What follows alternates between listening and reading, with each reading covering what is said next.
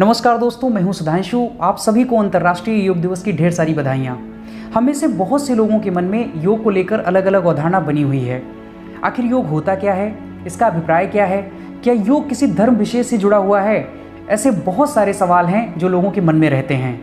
यानी योग की जो वास्तविक अवधारणा है उससे बहुत सारे लोग आज भी अनभिज्ञ हैं। इसलिए आज का ये वीडियो योग के बारे में, योग का जो एक व्यापक संदर्भ है, योग एक नए दृष्टिकोण से, एक नए परिप्रेक्ष्य में इस वीडियो के माध्यम से हम जानेंगे। लेकिन आगे बढ़ने से पहले अगर आपने हमारे चैनल को अभी भी सब्सक्राइब नहीं किया तो प्लीज़ इसे सब्सक्राइब जरूर करिए।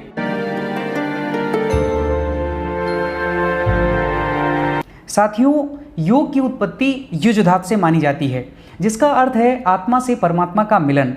योगेश्वर श्री कृष्ण योग के बारे में भगवत गीता में उल्लेख करते हुए कहते हैं, योगः कर्मसु कौशलम, यानी योग किसी कार्य को कुशलता से की जाने वाली कला है। अब महर्षि पतंजलि का क्या विचार है योग के बारे में? वो कहते हैं, योगश्चित्त वृत्ति निरोधा, यानी अपने चंचल मन को नियंत्रित करना योग है। महर्षि पतंजलि ने योग के द्वारा शरीर, मन और प्राण की शुद्धि और इसके साथ साथ ईश्वर यानी अपने आराध्य से जुड़ाव के लिए 8 प्रकार के साधन बताए हैं, जिन्हें अष्टांग योग या राजयोग कहते हैं। अष्टांग योग अर्थात योग के 8 अंग, और वो 8 अंग इस प्रकार हैं: यम, नियम, आसन, प्राणायाम, प्रत्याहार, धारणा, ध्यान और समाधि। अगर दार्शनिक परिप्रेक्ष्य में देखें तो योग को ज्ञान योग, भक्ति योग, कर्म योग और हठ योग आदि अनेक भागों में बांटा गया है।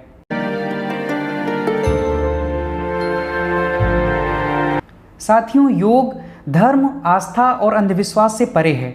इसका स्वरूप बहुत व्यापक है। योग में जीवन के सिद्धांत और व्यवहार दोनों ही पक्षों की महत्ता विद्यमान है। वास्तव में योग जीवन दर्शन को समग्र रूप से देखने की दृष्टि देता है। योग केवल कुछ विचारों या कुछ सिद्धांतों की विवेचना मात्र नहीं है। योग एक जीवन चक्र है, यानी एक ये लाइफ साइकिल है, और इसे कई योग गुरुओं ने सिद्ध किया है। योग शरीर और चंचल मन का दमन नहीं करता, बल्कि इसे रूपांतरित करता है। मनुष्य के पास असीमित क्षमता है और हम सब अनंत शक्ति के स्वामी हैं। वास्तव में योग हमें इसी रहस्य से परिचित कराता है। लेकिन आजकल लोग योग को इस नज़र से देखते हैं कि योग की कौन सी क्रिया किस रोग में लाभप्रद है, यानी कौन से आसन से कौन सा रोग ठीक होगा।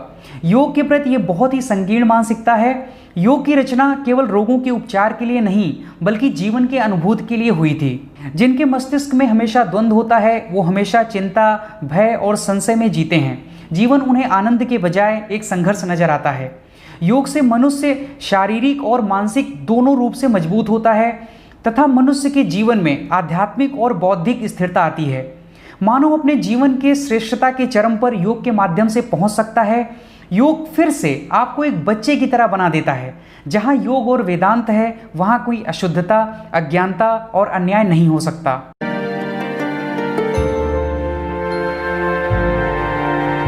दोस्तों, योग हजारों साल से भारत की सांस्कृतिक परंपरा का हिस्सा रहा है, लेकिन अब योग का दायरा वैश्विक आकार लेते हुए नित्य नए आयामों को छू रहा है।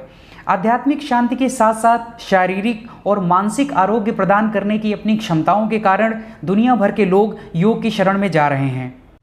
योग मन व शरीर, विचार व कर्म, संयम व उपलब्धि की एकात्मता का तथा मानव व प्रकृति के बीच सामंजस्य का मूर्त रूप है।